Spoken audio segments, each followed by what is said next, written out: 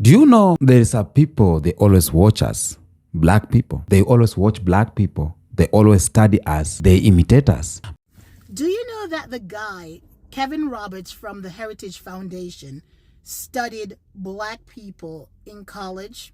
His master's thesis and his PhD dissertation was on the study of black people and the enslavement of black people and how black people overcame. But you know, they can never be us, okay? Because what they fear the most is not our color. What they fear the most is the power we have. There's one that always comes up, and that's fear. White people are afraid of black people. They are afraid of us. And it's a very interesting thing because black people know it. We know white people are afraid, but you have to start getting into the psychology. What are you afraid of? But I would like to say what scares us is I think we hear violence. I'll say this. White people or the system, they pay so much attention to black people, okay? They pay so much attention to black people. And why they can't take their eyes off us is with everything we do as black people.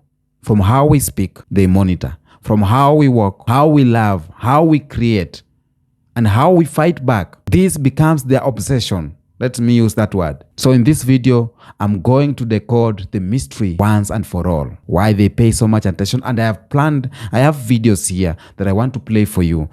Some creators talking about it. Some black Americans, black people, white people talking about why they pay so much attention to black people. Let's watch these clips and then we come back with the more commentary. Throughout my professional life, I've observed 5 ways that white people alienate black people in the office. My name's Curious Ben, I'm your Caucasity coach. Let me explain. 1, they accidentally leave them out of emails. I've seen this happen so many times, this sociopathic type of accident that allows white people to have the upper hand on information that they share with each other while not including their black co-workers. Number 2, they develop leadership teams that don't include any black people. If your leadership team doesn't include any black people, how are you truly going to represent all your employees with your leadership vision and communication? Number 3, they create cliques that don't include any of their black co-workers and then have the goddamn caucasity to say, why do all the black people eat together? Number 4, they hire and promote people that they're comfortable with, people with similar communication styles, and this means either white people or black people who are able to navigate whiteness without upsetting the white people's comfort. And number 5, they create such a toxic environment for black employees that black employees quit and move on.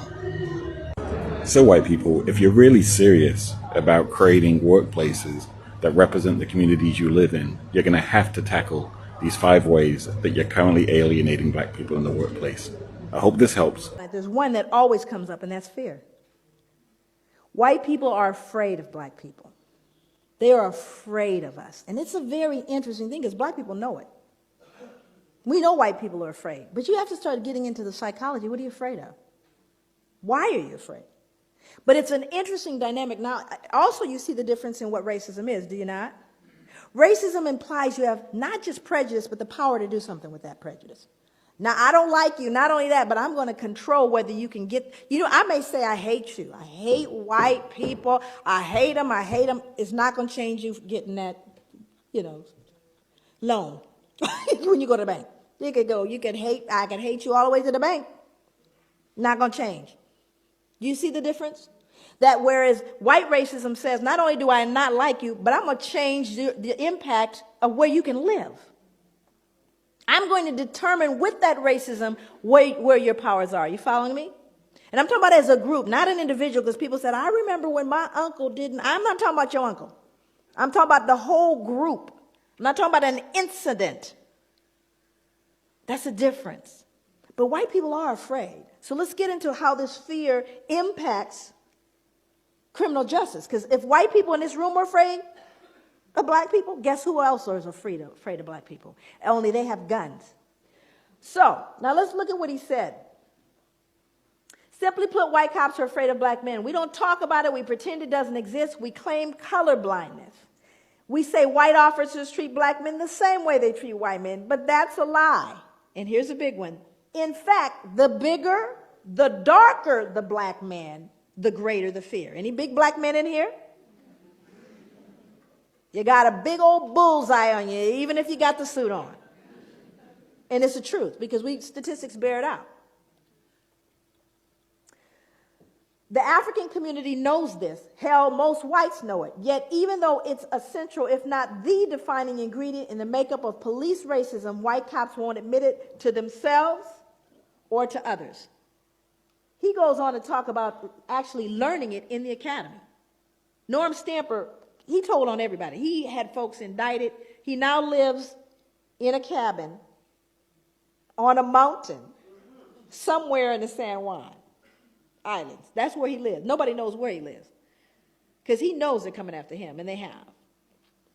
This is a statement from the book also. Race and class discrimination are all too real in every phase of the criminal justice system, from arrest to sentencing. Impoverished black defendants, and this is going to sound familiar to you, are far more likely to wind up on death row than richer middle-class whites, or the 3,000, and of the 3,700 inmates now awaiting execution nationwide, 43% are African American. Black defendants are not accorded the same due process rights as whites. Their cases are not given the same scrutiny and consideration afforded to white defendants. Not now, not ever, not in this country.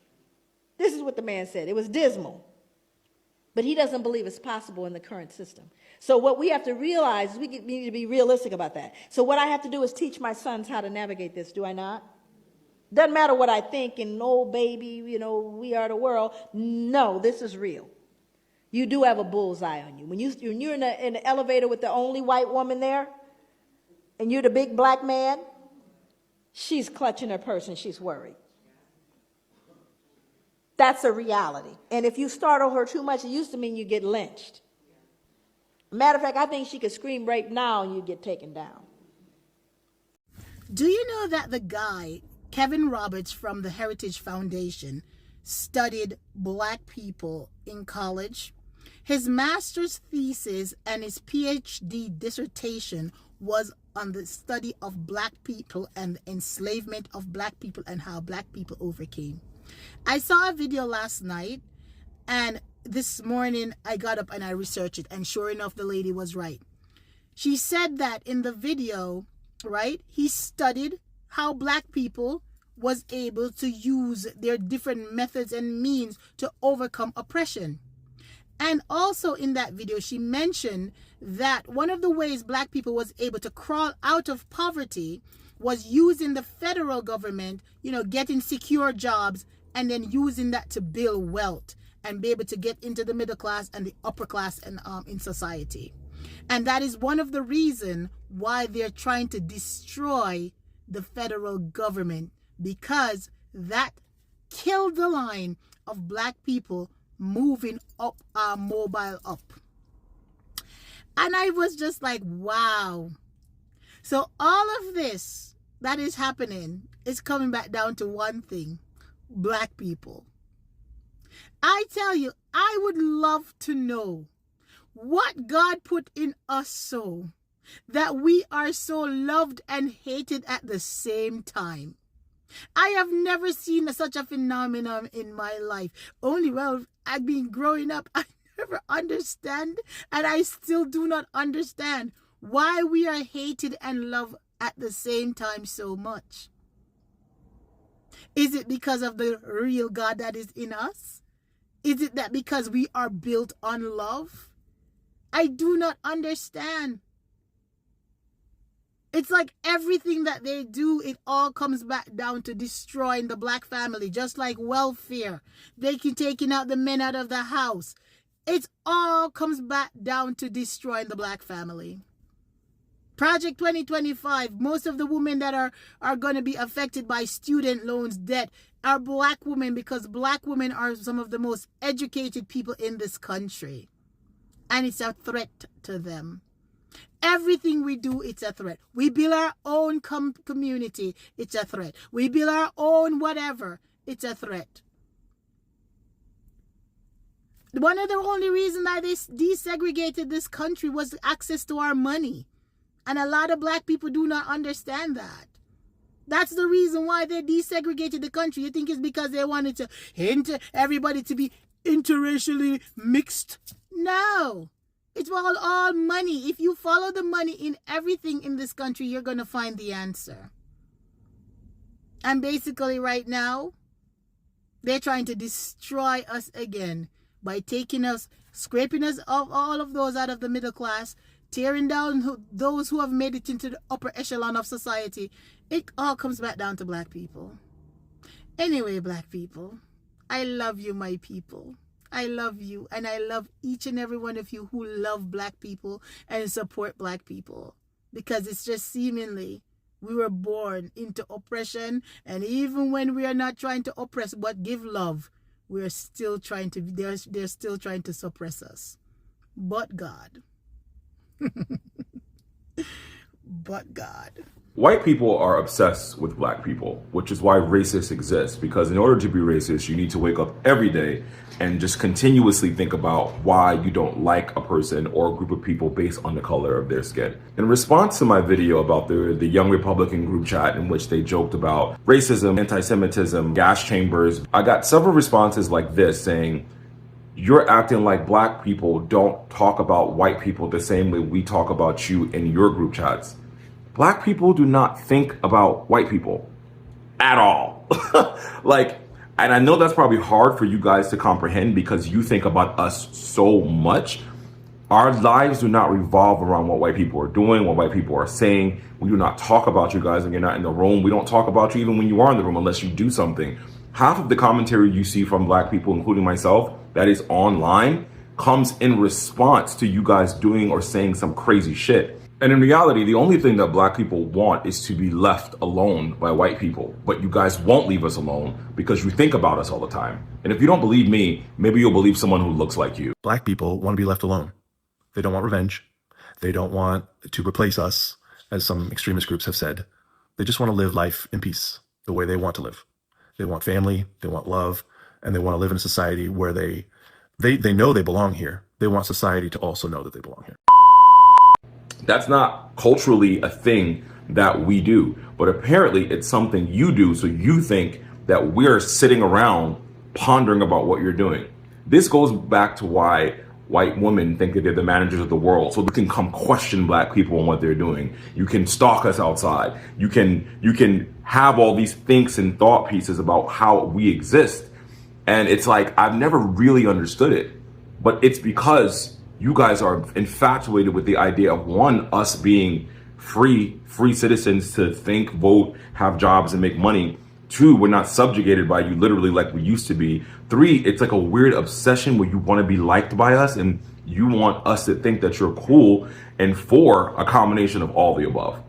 But sorry, to answer your question, no, we do not have group chats where we sit around talking about white people.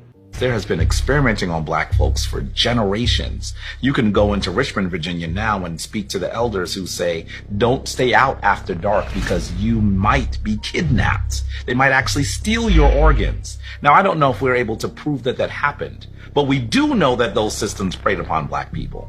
We do have record of folks being paid to dig up black bodies from black cemeteries for experimentation. So that the history of healthcare, of medicine, in this country is one that is littered with racism and institutional racism. We see actually the role that the local government of New York City played in testing AIDS drugs and HIV drugs on black and brown children who were in foster care, saying that, well, because they're in foster care, we are their parents. So we signed over the... For the longest time, I never understood how white people could have so much power, especially like over black people. Like, how are y'all able to dominate us when we are biologically more superior? And the truth is this: white men are incredibly intelligent, and the game that they played with us was psychological warfare. The psychological warfare that we have been experiencing from the moment we were stolen from our land to this very day is so deep that, you know, we don't even know that the white man is controlling the things that we do on a day-to-day basis. Like, the way that we live our lives and the decisions that we make is based off of a white man's rules. True. So they didn't have to have the physical power. They didn't even have to have numbers. They can get into your mind and twist it. Psychological warfare is something that'll probably never stop happening until you start critical thinking. I might have been all over the place, but those are just my thoughts right now. Welcome back. This is the obsession that never ended. From the very first moment Europeans landed on African soil, they were mesmerized. They were terrified. They saw strong people, beautiful people, intelligent people living in organized kingdom long before Europe escaped its own dark ages. They didn't understand how Africans build civilization without enslaving others. And that confusion turned into curiosity. And curiosity turned into envy. And envy turned into what? Domination. Okay?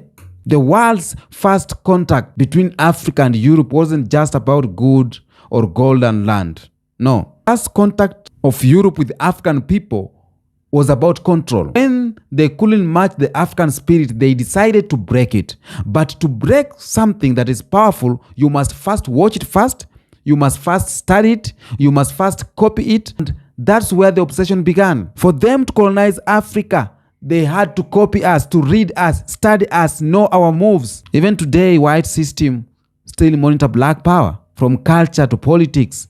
Because deep down they know very well that if black people ever unite again, the balance of global power will shift forever. Okay? The balance of black power will shift forever. The surveillance. Okay? Because control requires surveillance. Now think about this. Every empire that wanted to dominate Africa had to study African first. Okay? And they had to study our language. They had to study our gods. They had to study our strength, our weakness. So during slavery, slave owners studied how Africans existed.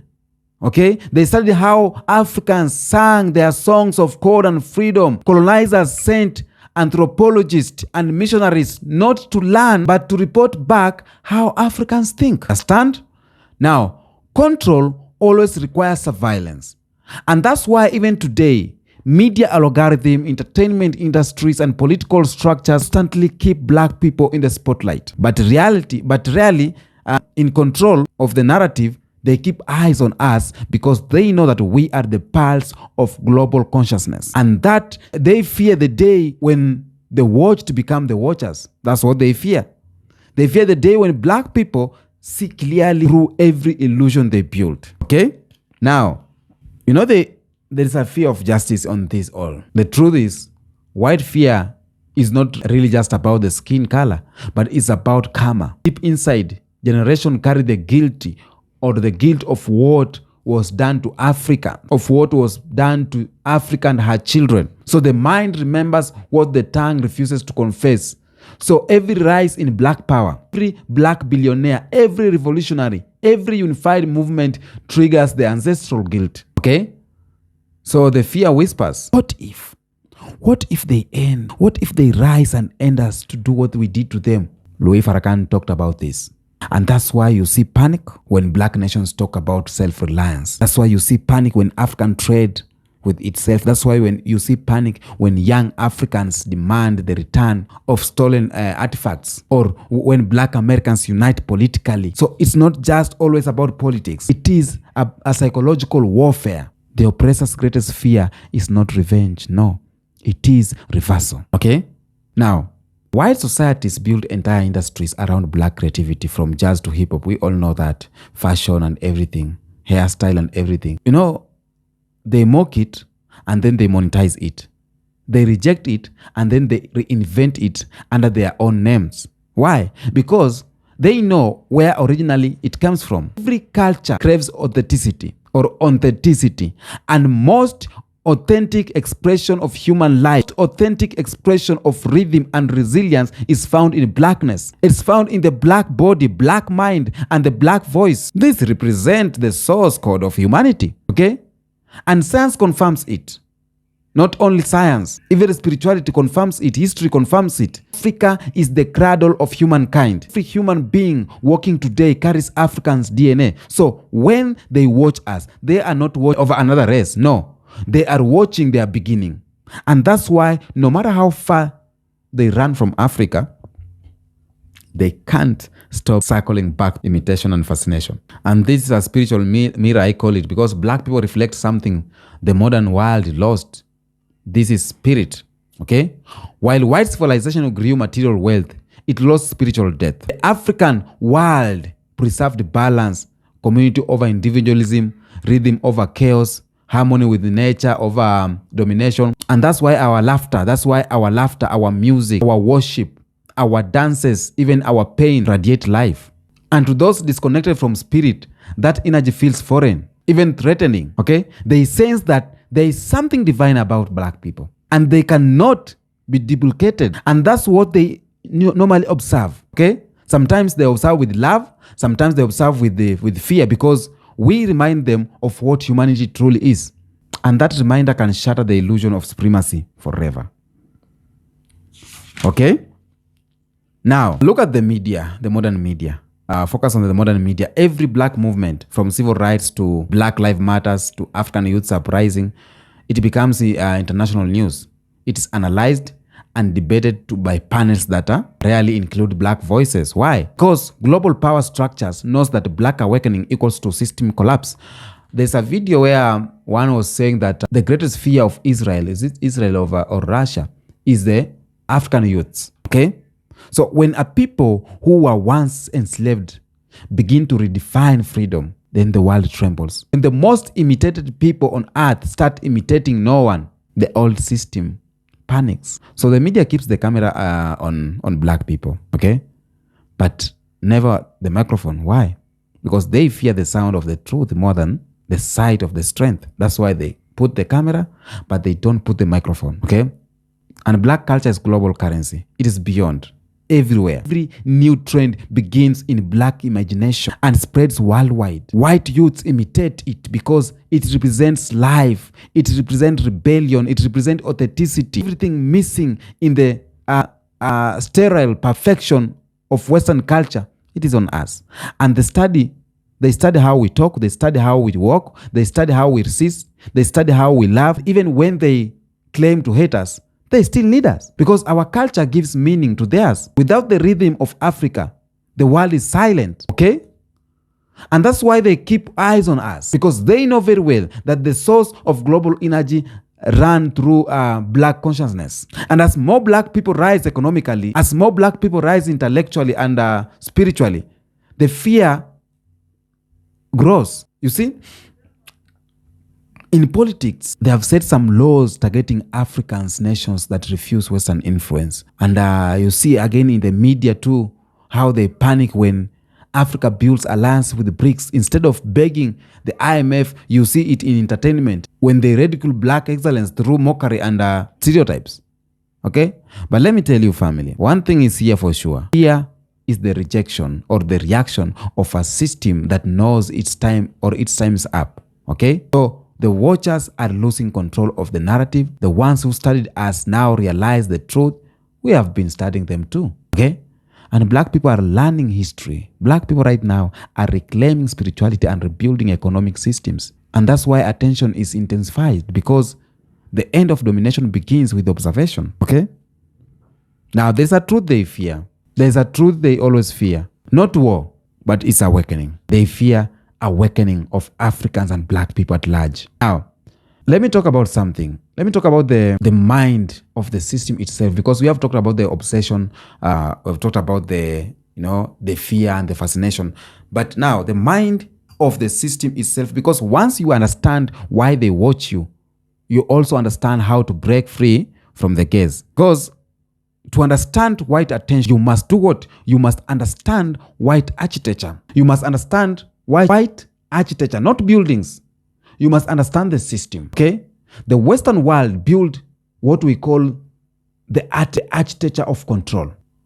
It's made up of 5 main pillars. 1, religion, education, media, economic, and politics. It's familiar, you see that, okay?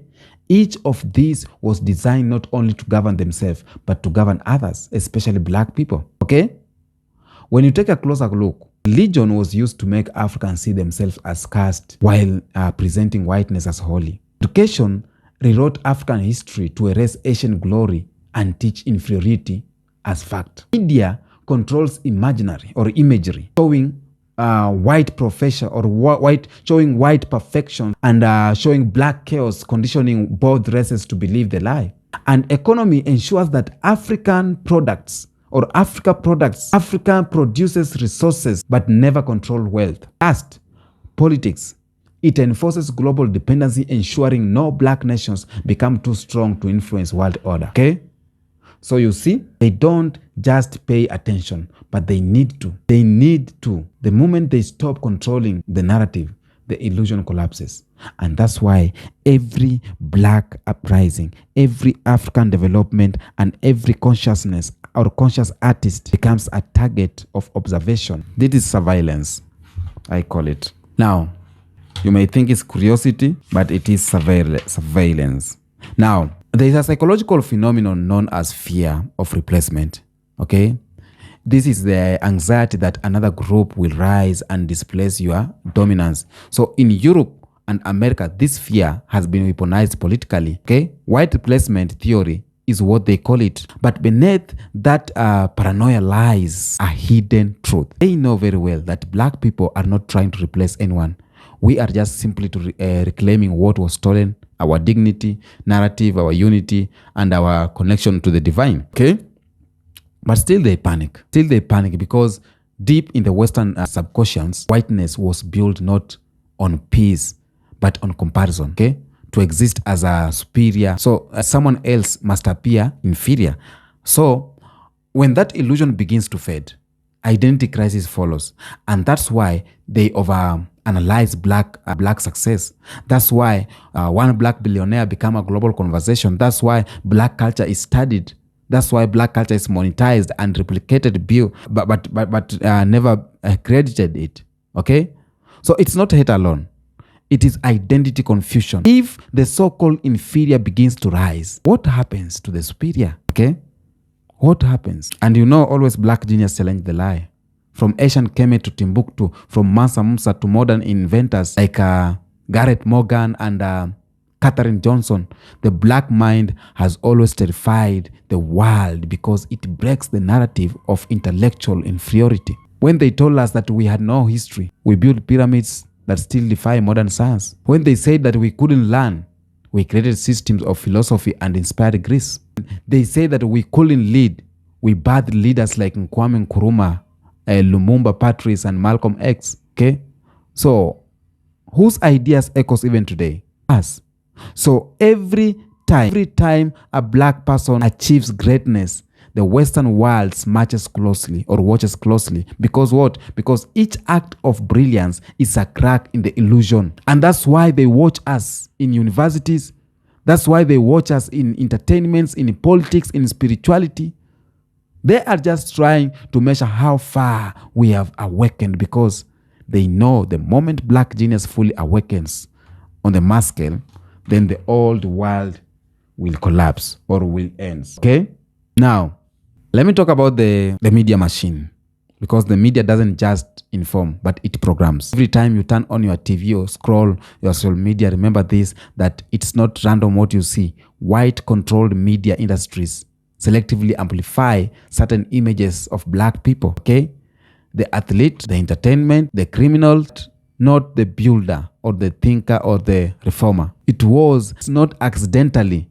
It is psychological management. They know how controlling image control imagination. Okay? Now, every cultural revolution in the Western world was born from black creativity. Jazz, blues, rocks, hip-hop, R&B, even modern slang and fashion all originated from black experience. But notice what happens. At first, they mock it, and then they fear it, and then they monetize it. Finally, they claim it. And this is the circle of white attention.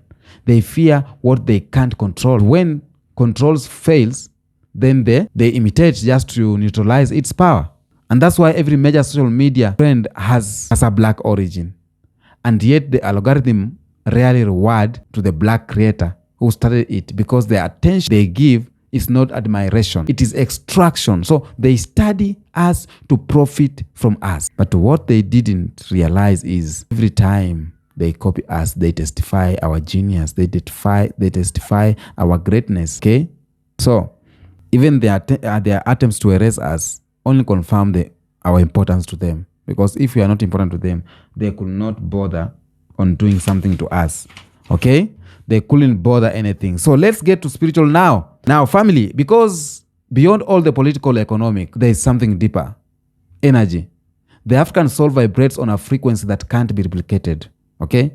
Our music heals, the laughter uplifts, and the pain transforms. Our dance always liberates. So this spiritual rhythm flows from something ancient, and that is divine ancestry. Okay? When white colonizers encountered this energy, they couldn't understand it.